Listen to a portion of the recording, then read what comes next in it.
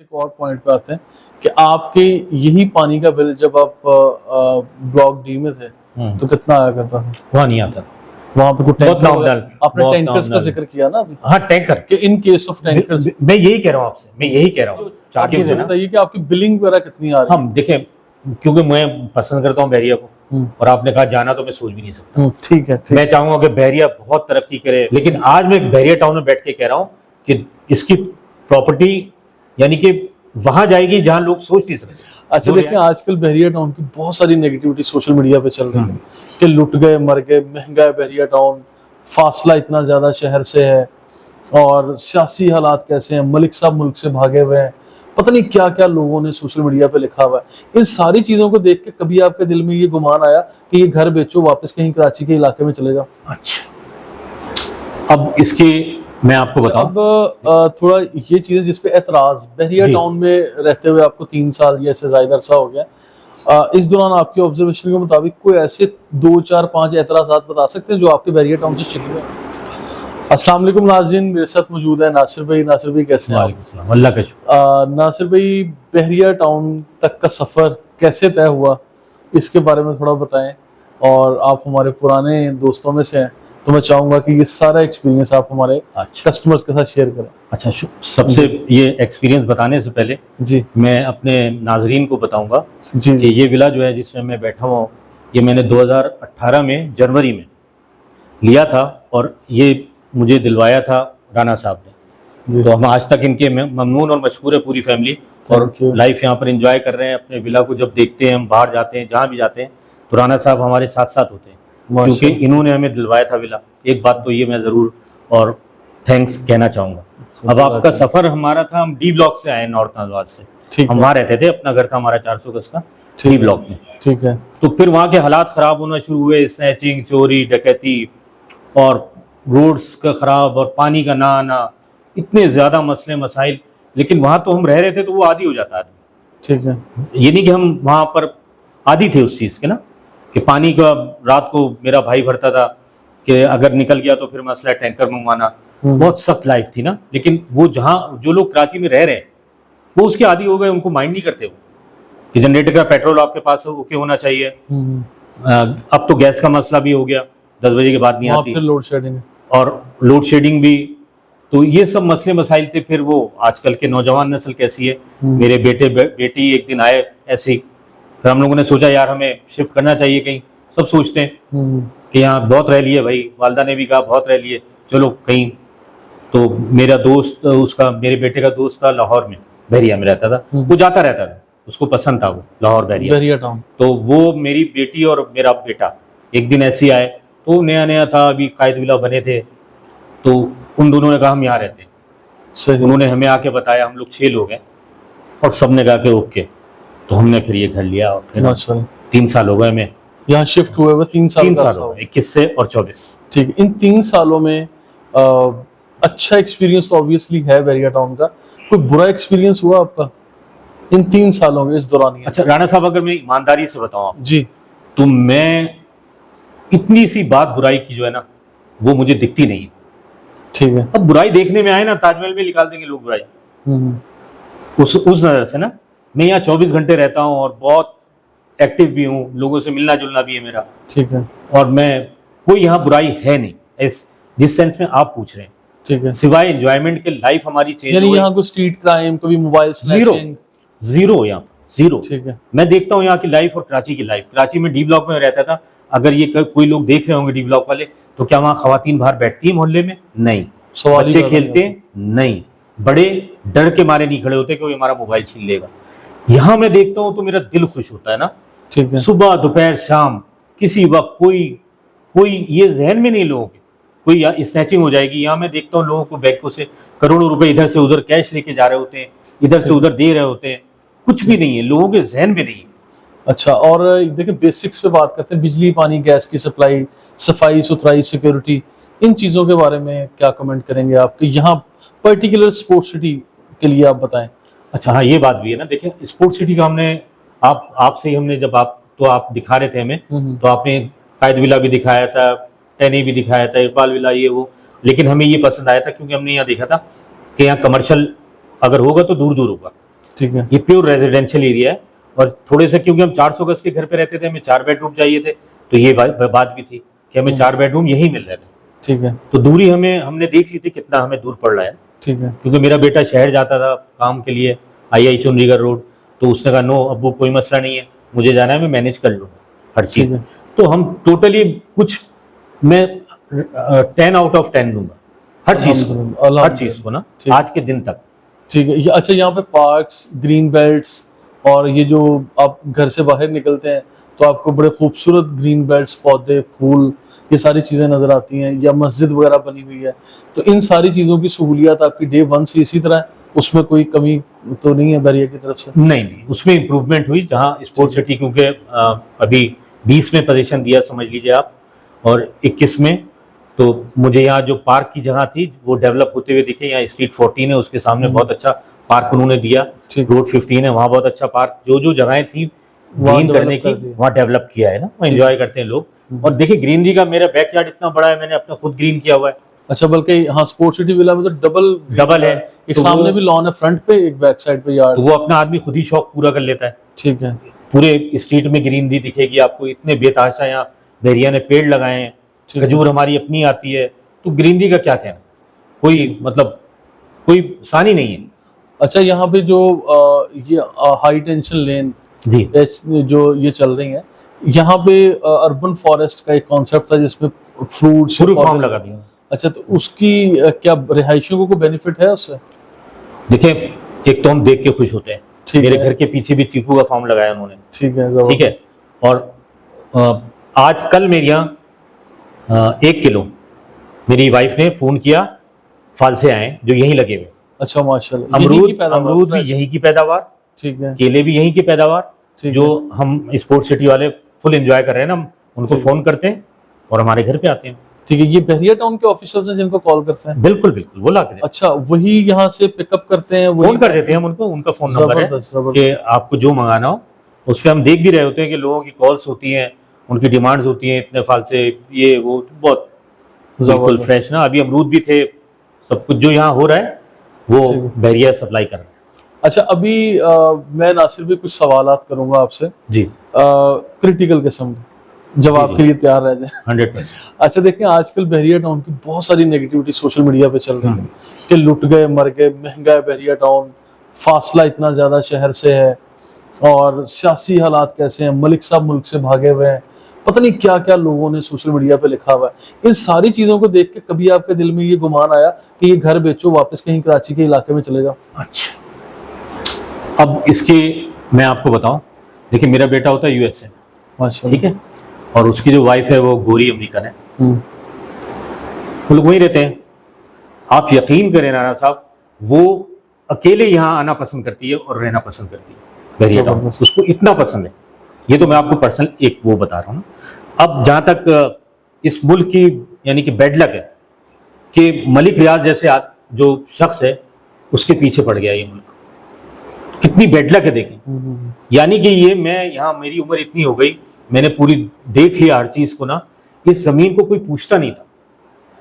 ठीक है, ये जो हाईवे की जमीन है जहाँ पे बहरिया टाउन बना हुआ, ये हाईवे की जमीन है, कोई पूछता नहीं था। बहरिया टाउन बनने से पहले ही आप यहाँ के लोकल रहने हाँ, हम हबीब में वो आते थे कभी कभी कढ़ाई चढ़ाई खाने ना, बिल्कुल सन्नाटा, कोई पूछता नहीं था।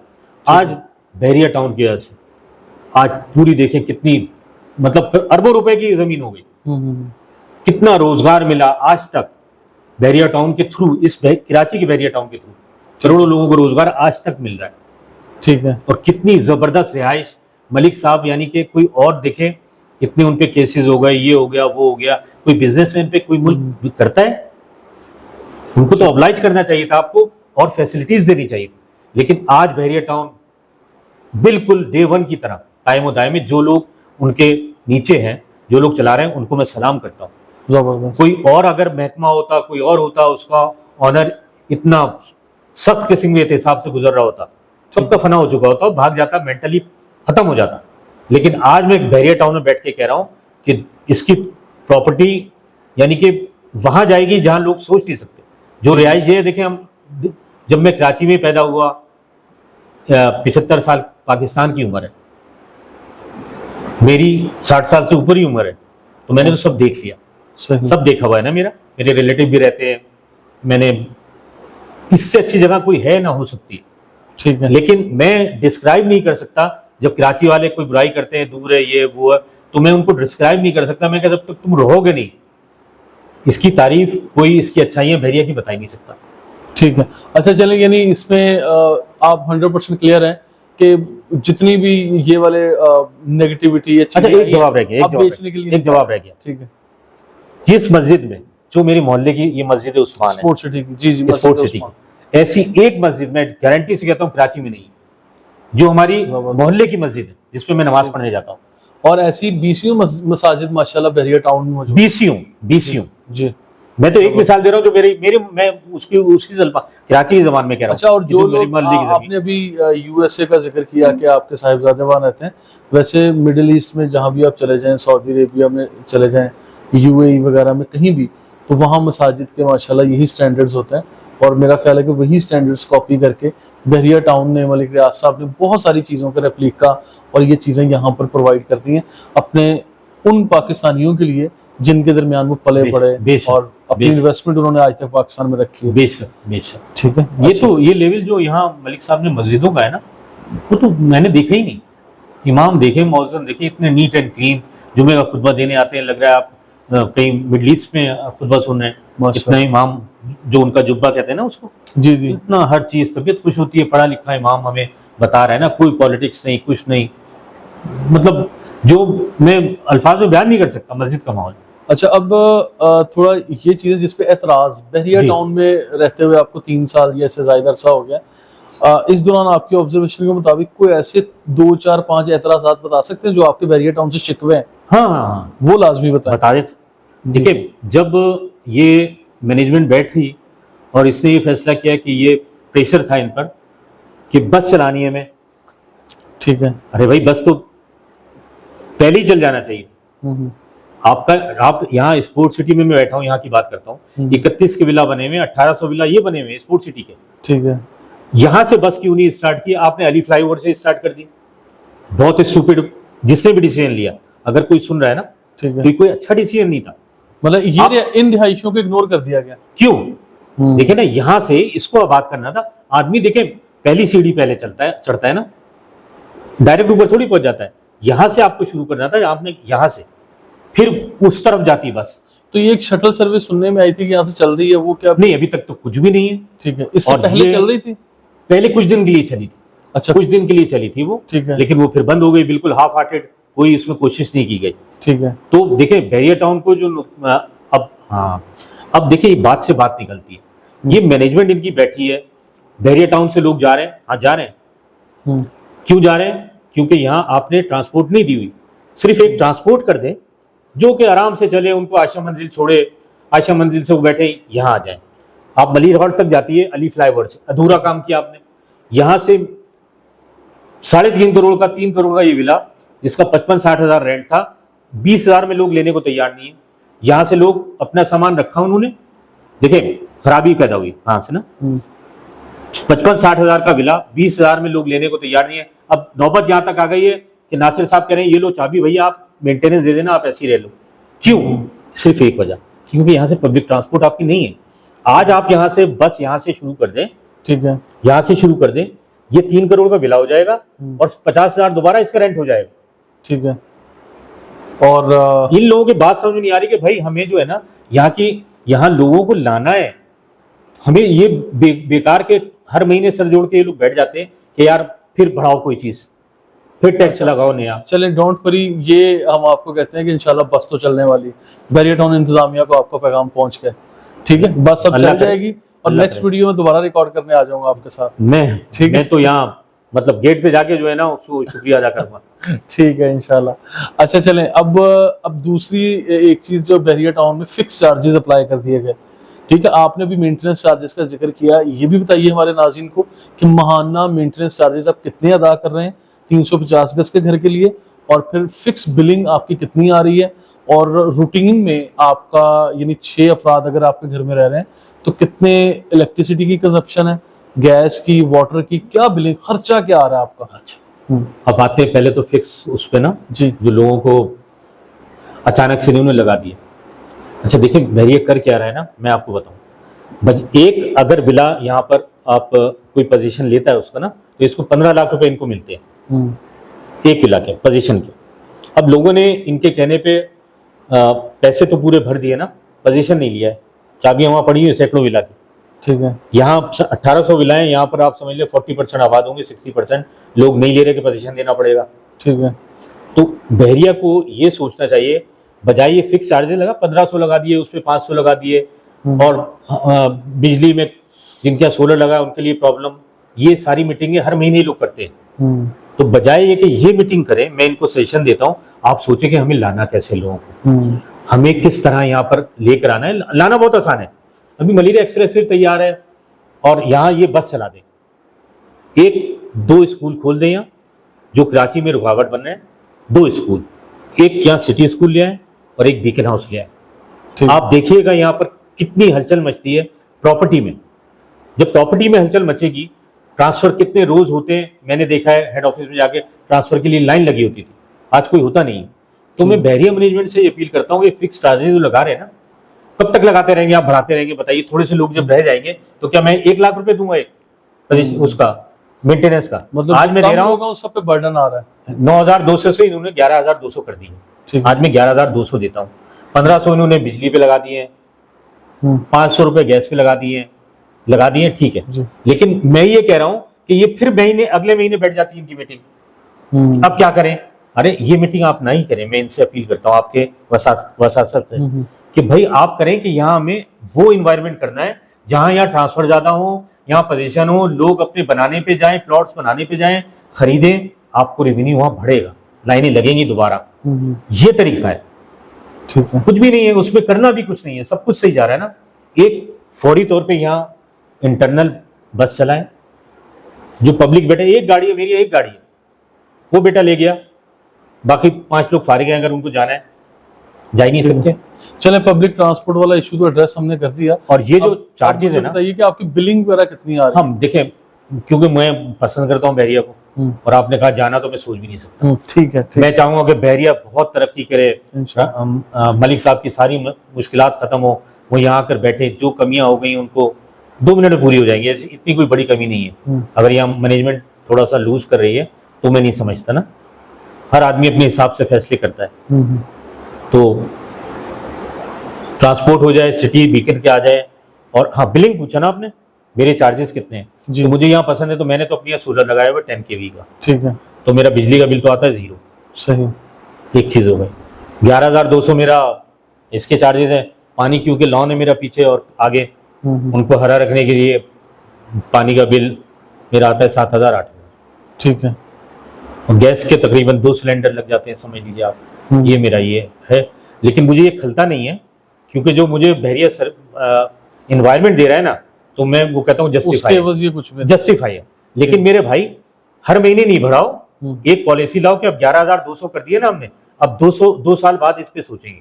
ठीक है। मैं सिर्फ ये कहना। चले, वापस एक और पॉइंट पे आते हैं कि आपके यही पानी का बिल जब आप ब्लॉक डी में थे तो कितना आया करता था? वहां नहीं आता, वहां पे कुछ आपने टैंकर्स का जिक्र किया ना अभी। हाँ, टैंकर के इन केस ऑफ टैंकर्स, मैं यही कह रहा हूँ आपसे, मैं यही कह रहा हूँ कि वो मैंने अभी आपसे कहा ना, क्या मैं बिल्कुल नहीं खलता है, क्योंकि वो टैंकर का जो टेंशन थी।